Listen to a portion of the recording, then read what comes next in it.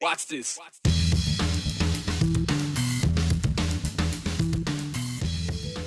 This week on Beyond the 208. Sold my jet ski, sold my trailer.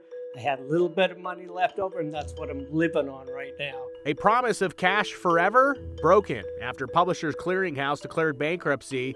Lifetime reward winners are now adjusting to a new reality. They're no longer collecting a weekly paycheck. Boise State Broncos are on the blue for the first time this season. Action tonight. They're hoping to bounce back after a tough loss on the road. So maybe it'll be the hometown fans that'll give them a little extra juice, get the players back on the winning way. We'll take you live to tailgate action at Albertson Stadium and talk about how the fans are feeling on Bronco game day. For some of surfing's most resilient, a life-altering accident isn't stopping athletes from shredding. How surfers are preparing for the U.S. Open Adaptive Surfing Championships. Publishers Clearinghouse became famous for its prize patrol. Remember, they deliver the oversized checks to people across the country. But now some of the biggest winners are not getting paid as promised. That's because the company declared bankruptcy in April. Kyle Boshi with our sister station in Portland explains what that means for people that are owed money. So stop making excuses. Only Publishers Clearinghouse can make you so rich, so fast. So enter. There's no place like our house. For decades, Publishers Clearinghouse made dreams come true. Hi, people. It's true. It's really true. And in August of 2012, the prize patrol delivered. John Wiley of Southern Oregon figured he was set for life. You are John Wiley. Yes, I am. You're shaken. Just as it says here, you have won $5,000 a week forever. The jackpot allowed John to retire and move closer to his kids. He bought a house near Bellingham with enough land for the 4 dogs and 2 goats. Earlier this year, John expected his forever prize payment to arrive, as it always did. $260,000 direct deposit. But the money never came. And in April, Publishers Clearinghouse filed for bankruptcy. You know, I thought, why didn't somebody at least give me a heads up? Hey, we're going out of business, something. But no, it's like somebody just cut the cord and I'm falling. With no annual prize payment, the 61-year-old is scraping by. He relied on that income. It was his lifeline and was supposed to be forever. Sold my jet ski, sold my trailer. I had a little bit of money left over, and that's what I'm living on right now. John's had trouble finding work, and the bills are piling up. Pretty sure I'm going to lose my home. And he's not alone. February 28th, and the prize patrol is in Cottage Grove, Oregon. In 2021, Publishers Clearinghouse delivered an oversized check to Tamar Veach and promised the prize winner $5,000 a week for life. We were fine before, but it definitely opened a lot of doors for us, fun stuff to do with the kids. We were able to travel. When the prize payout unexpectedly didn't arrive, Tamar and her husband Matthew had to reshuffle the family budget. They have 3 kids and a mortgage to pay for. What kind of position does this put you folks in? We're not drowning, but right. It's real tight. Just, yeah. It's real tight. The couple, both disabled Army veterans, feel Publishers Clearinghouse strung them along with excuses and delays before the company went bust. And really, it's cruel. Because you do change people's lives, and now you've messed it up. Well, and it's worse, right? It's worse to say you'll get this thing and your life has changed forever. Oh, but sorry. No, it's not.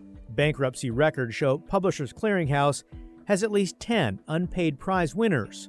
Most are owed more than $2 million. Here we have a really, really bad situation. There's not enough to pay everyone. University of Oregon law professor Andrea Coles-Bier says in bankruptcy proceedings, these prize winners join the list of unsecured creditors. So the likelihood of them getting paid? Very slim. I'm not going to say as slim as the odds of they're actually winning the lottery, but yeah, there's not going to be much left over. So how did this happen to an American institution like Publishers Clearinghouse, the direct mail marketing company known for its prize patrol? We were at one point in time the most loved company in the U.S. Darrell Lester is a retired company executive and author of Downfall of an Icon, the true inside story of Publishers Clearinghouse. He said the company used to protect winners by setting aside the money up front in secure bank or insurance accounts. I know for a fact in my day, there was a 30-year annuity that was prepaid in the winner's name. Something changed. In July, a company called ARB Interactive bought Publishers Clearinghouse out of bankruptcy. ARB says it'll keep running contests, but will only pay out prizes awarded after it took over. A spokesperson admitted, "We recognize the impact this has had on past winners and the disappointment caused by the bankruptcy process." Thank you. How can I ever thank you guys?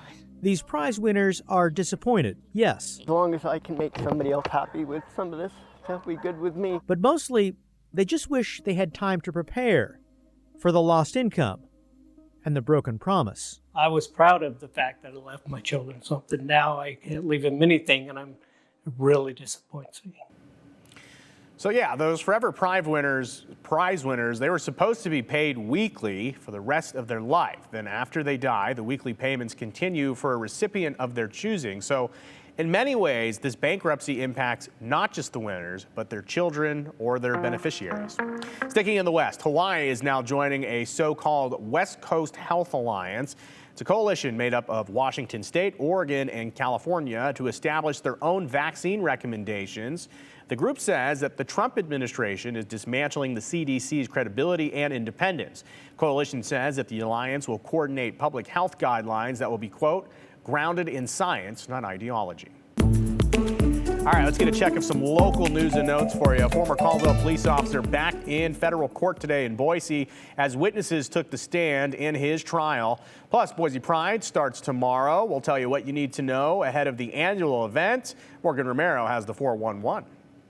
The federal trial of a former Caldwell police sergeant continued today, but it ended abruptly after defense attorneys criticized prosecutors' tactics.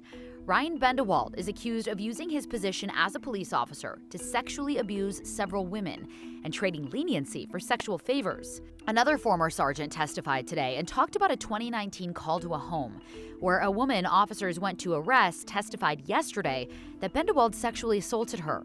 Jurors saw that sergeant's body cam video from that night showing the alleged victim was handcuffed and handed off to Bendewald. Prosecutors presented reports showing Bendewald did not have body cam video from the call, but the sergeant who was testifying said under CPD policy during calls like this, all officers should have had their cameras turned on. But during cross-examination, Bendewald's attorney pointed out other officers on scene didn't report having theirs either. Trial is set to start up again Monday morning. Boise Pride is back this weekend. It starts tomorrow and it goes through Sunday. The festival opens tomorrow morning at 11 at Ann Morrison Park. There will be performances throughout the day, ending with a fireworks show. Then Sunday morning, the parade starts at 10. There will be more performances throughout the day Sunday too. There will also be closures for the parade. Ada County Highway District says the route starts on River Street at 14th, then continues downriver to 9th. Then at 9th, the parade turns on Royal Boulevard, ending at the entrance of Ann Morrison. ACHD says roads are expected to reopen around noon. And that's your 411 on the 208. I'm Morgan Romero.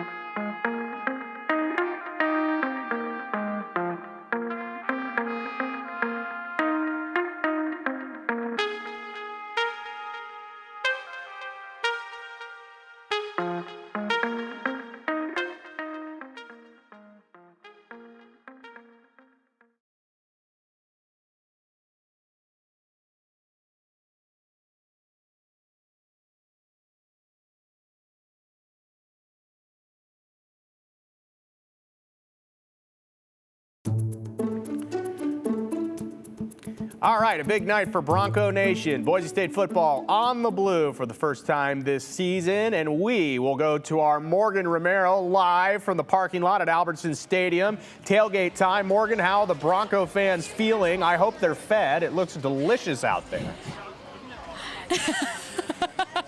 I promised you guys in my last live shot during the News at 4 that we would see some food, and I'm absolutely going to dig into this barbecue from Goodwood after this live shot because it smells delicious all over the parking lot. But guys, again, walking through the parking lot, continue to run into some familiar faces.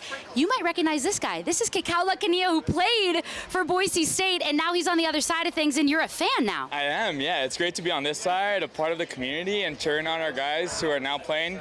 This is the last year that I still know guys on the team that I played with, so it's fun to support them. Were a lot of them, because they were freshmen, because it's been 4 years. Yeah, so those guys were the freshman class. Some of them used their COVID years, so still got to tie a little bit to the program, so just supporting them. What's it like to be here? What's the energy like on this season opener at home? Yeah, it's so awesome. We've waited all year for this, so to be back home here on the blue, it really brings the community together, and you can see the excitement here. You know, we've waited literally all year for this moment, so it's great. I know last week was tough. We don't have to dwell on it too much, but how are you feeling? How are the boys feeling that you've talked to coming off of that loss? Yeah, that'll certainly get you ready for your first home game, and so there's no better place than back home to redeem yourself, defend the blue. We know that this is a special place to us, so I know that they have the pride to defend that and have been doing everything that they could all week to come here and show out for this community. That's awesome. I love that we ran into you. I love getting to see you here. What is this? You called a special place as well. What is this spot that we're in currently? Yeah, so this is a fun tailgate spot. Shooter here is the truck that was won by a bunch of these guys who went down to Vegas, shot craps, came back, bought a truck. Now it's the tailgate spot. My boss is one of the guys here and a bunch of his buddies, so it's become another home for me. Yes, and they've known each other for like decades, so this is so fun. All right, guys, what do you have to say ahead of the game? Show them what's up, Genty, Raiders, and Boise State. All right, Joe, we're going to send it back to you. That's a really unique jersey there for Ashton Genty. All right, Morgan, thank you for the great interview and a look at the action. We'll have more from Albertson Stadium a little bit later on. Oh, barbecue. Oh, delicious. All right, hey, Idaho is home to more than one unique football environment. Yes, here in Boise, the Broncos, they're nationally celebrated for the blue turf.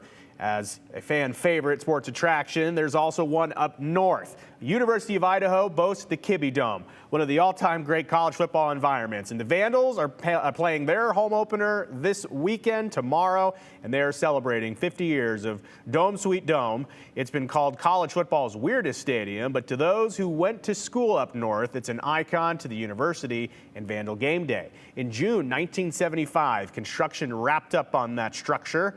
And that October, it was dedicated as the William H. Kibbie ASUI Activity Center during the halftime of the Vandal Bronco game, which, by the way, that game ended in a tie. It's the only tie to even happen in the Dome. 50 years later, we're looking back at this iconic structure, how it came to be at the University of Idaho. The Palouse P Palace, the Valhalla, the Hap Moody Dome.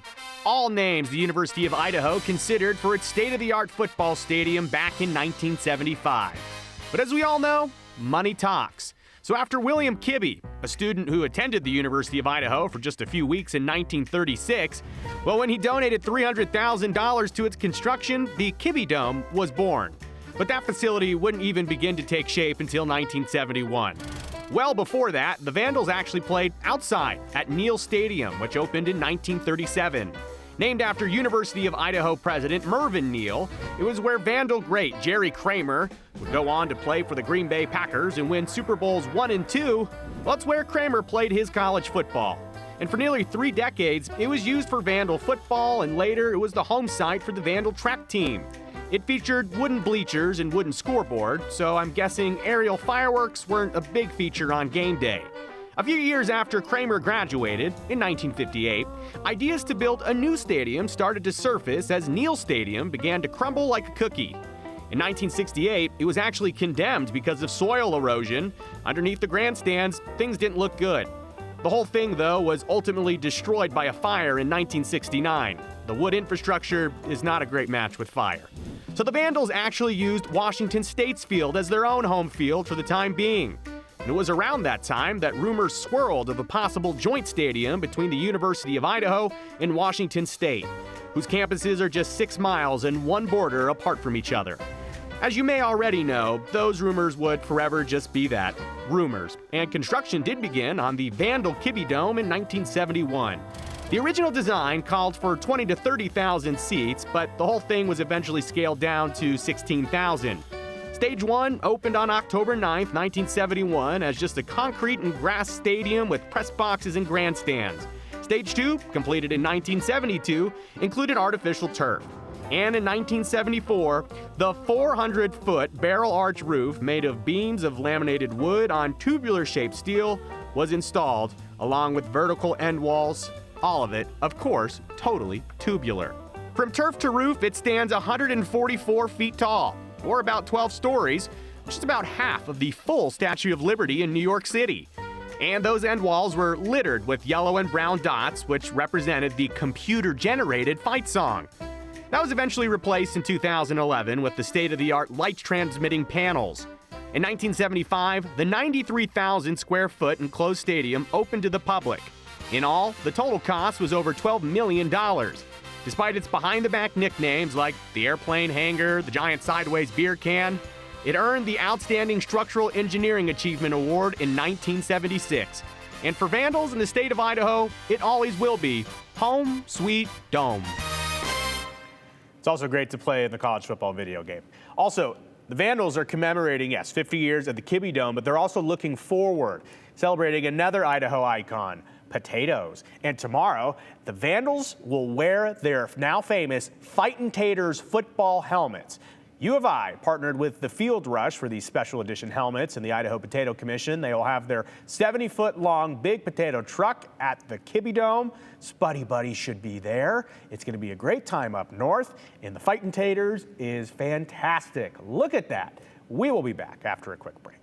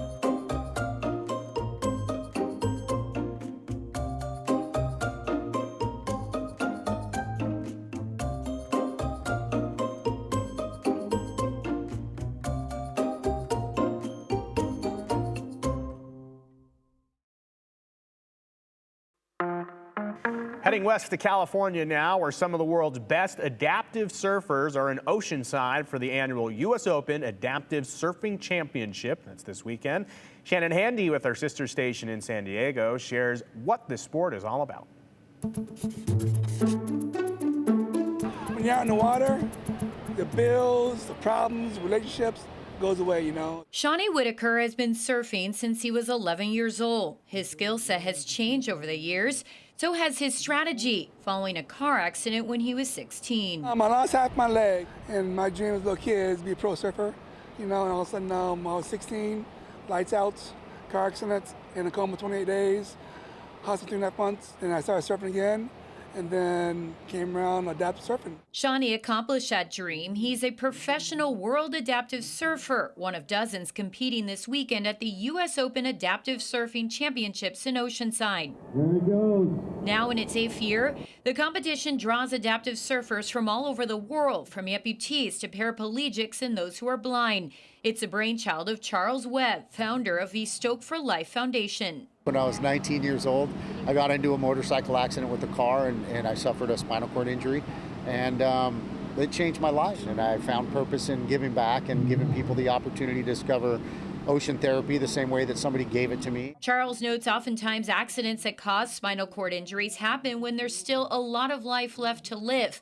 The intention behind this competition is allowing people to do just that, all while making them realize they actually can. So once people figure that out, and then they get that competitive thing going, that competitive life still lives in there, and that fire gets lit, and then all of a sudden, poof, you're out here in California surfing great waves. University of St. Augustine for Health Sciences sponsors the event and shared these images of surfers in action. This year, they're competing for $50,000 in prizes. The competition runs through Sunday just north of the Oceanside Pier. Spectators are encouraged to come and show their support. You know, come down and watch what I call people out here life changers, you know.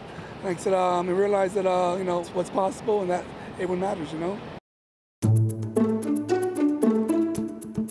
Hey, if you are heading out to the game last minute this evening, or you know someone else that is, let them know that it is going to be hot and hazy. We're in the low 90s right now. We will likely stay there all the way through kickoff, which is at 7 p.m. That smoke is unfortunately here to stay for at least another day or so. Could linger longer. We are looking at some precipitation heading in tomorrow. Not quite yet, though. That air is very stagnant outside. Our air quality has been impacted a little bit because of that smoke. Treasure Valley and Magic Valley, moderate levels of air quality right now. Nothing too concerning yet. That could change in the next day depending on how the smoke moves around, how fires continue to burn in the Pacific Northwest overall. But you can see some mountain spots are being impacted a little bit more significantly. This is Garden Valley right here in Stanley. They have air quality that is unhealthy for sensitive groups, so it is worse in some areas. Also going on outside, mostly outside of Idaho. Most of it is in eastern Oregon. Storming and raining right now, and then along that Idaho-Nevada border as well.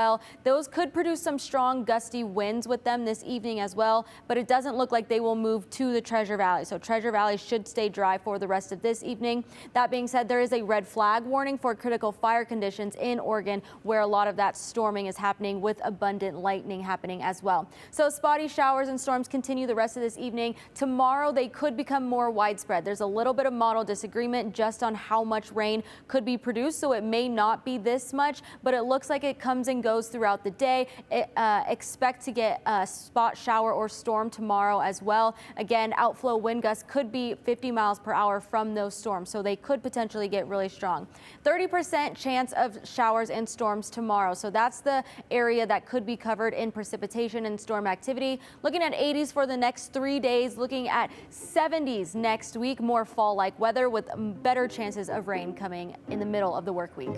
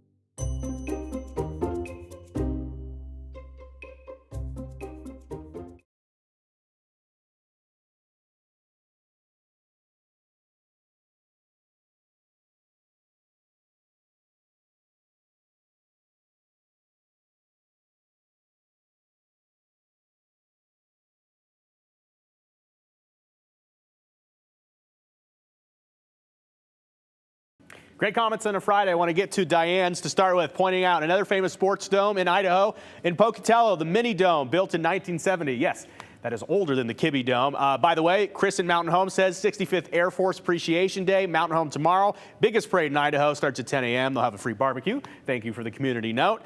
This person says U of I's athletic director back then was Dr. Leon Green. He's credited with getting the Kibbie Dome. Fun fact, Dr. Green is U of I President Scott Green's grandfather, so that's very cool. Bill J says, fighting taters, love it. Growing up in Moscow, we couldn't get Idaho potatoes, except for each fall, one of the service organizations would bring a truck full to town and sell them door to door. That seems like a criminal. Everyone should be able to get some. And yes, so that's all the comments we have for today. But football is happening. Remember, kickoff is set for 7 o'clock at Albertson Stadium. And a reminder, you should join us from 6 to 7 on Bronco Roundup Game Day Show, live here on 7 or KTVB+, whatever works for you. Go football, go Broncos. Sport. Continue with us and watch free now on the KTVB Plus app, everywhere you stream.